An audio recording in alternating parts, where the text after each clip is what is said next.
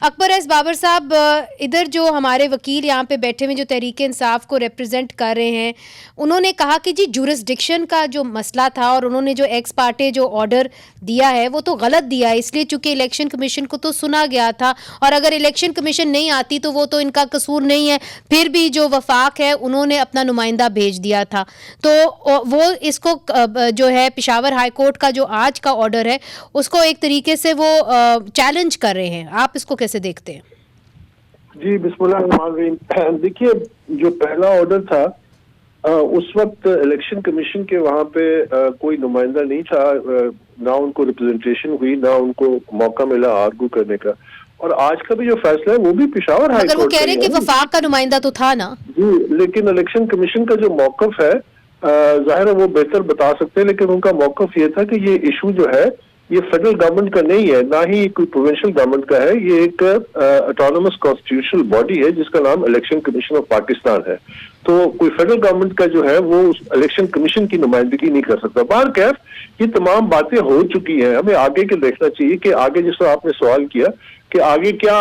لائے عمل اختیار کریں گے. اب وہ اینڈ میں انہوں نے جواب دیا کہ اب وہ سپریم کورٹ میں جائیں گے. سو آبویسلی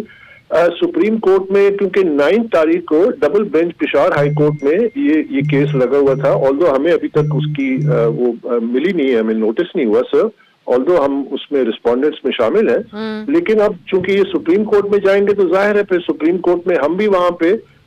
موجود ہوں گے. اور یہ میں آپ کو کلیریفائی کر دوں کہ یہ کلیریفائی کر دے کہ اگر پی ٹی آئی جو ہے یہ اپنے بیٹ کے سمبل جو ان کو نہیں ملا اس کے خلاف اگر پشاور ہائی کورٹ کے فیصلے کے خلاف سپریم کورٹ میں جائے گی تو پھر آپ بھی ادھر ایک رسپونڈنٹ بنیں گے یا پارٹی بنیں گے اس کیس میں؟ Absolutely definitely. دیکھیے کیونکہ یہ جب ہم نے یہ کمپلین فائل کی تھی الیکشن کمیشن آف پاکستان میں تو 5 دسمبر کو ہم نے کی تھی، 8 دسمبر کو پریلیمنری ہیئرنگ ہوئی، پھر 12 اور 14 اور پھر 18 کو فیصلہ محفوظ کر دیا. بائی دا وے فیصلہ جو 22 کو اناؤنس کیا وہ 21 تک ریسٹریننگ آرڈر بھی پشاور ہائی کورٹ کا ہی تھا جس میں پی ٹی آئی گئی تھی اور اس وقت یہ کہتی تھی الیکشن کمیشن سے کہ ان کو فیصلہ سے روکا جائے کہ وہ فیصلہ نہ اعلان کرے. پھر 21 کو اچانک انہوں نے اپنا موقف تبدیل کیا، انہوں نے کہا جی ان کو فوراً الیکشن کمیشن کو ڈائریکٹ کیا جائے کہ وہ فیصلہ اناؤنس کریں. پھر یہ ان کو آرڈر ہوا 24 گھنٹے کے اندر فیصلے کا، اور پھر 22 تاریخ کو انہوں نے فیصلہ دیا. تو ڈیفینیٹلی ہم سپریم کورٹ میں جائیں گے اور ہم اپنا یہ موقف رکھیں گے. ایک تو میرٹس آف دا کیس ہے کہ جو فیکٹس ہیں وہ سب کچھ ڈاکیومنٹڈ ہے، لیکن جو لارجر ایشو ہے جس پہ ہمیں سوچنا چاہیے اور فوکس کرنا چاہیے، جس کو ہم کوشش کریں گے کہ لیگلی ہم اس کو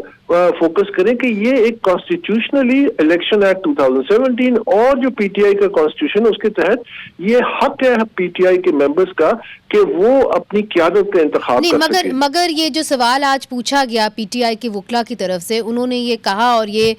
اس کے اندر آرڈر کے اندر موجود ہے کہ انہوں نے آرگیو کیا، شاہ فیصل صاحب بھی بہتر بتا سکیں گے، مگر انہوں نے کہا کہ جی الیکشن کمیشن جو ہے وہ کیوں پارٹی بن رہی ہے، وہ کیوں کہہ رہی ہے کہ جی تحریک انصاف کے اندر انٹرا پارٹی الیکشنز ہونے چاہیے کہ نہیں ہونے چاہیے، وہ اس پشاور ہائی کورٹ میں پارٹی بن کے چیلنج ہی کیوں کر رہی ہے پی ٹی آئی کو؟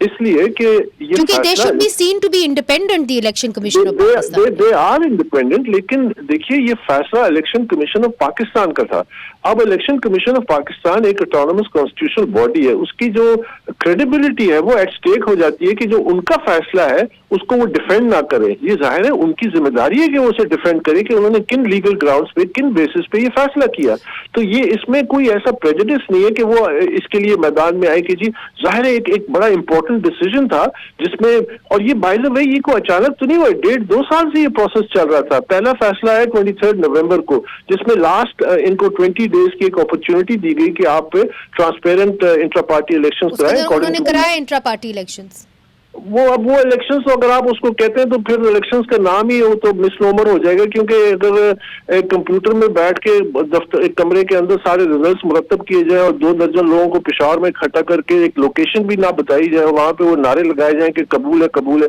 ہم نے تو 1 دسمبر کو ہمیں پی ٹی آئی کے سینٹرل آفس ٹھیک مگر اکبر ایس بابر صاحب یہاں پہ جو وکیل ہیں پی ٹی آئی کے، انہوں نے ایک بڑا سوال کیا اور انہوں نے کہا کہ دیکھیے اس وقت جو الیکشن کمیشن آف پاکستان ہے ان کو غیر جانبدار رہنا چاہیے، مگر چونکہ وہ پارٹی بن گئے ہیں تو وہ غیر جانبداری کا جو ایک ٹیگ ہے وہ ختم ہو گیا ہے.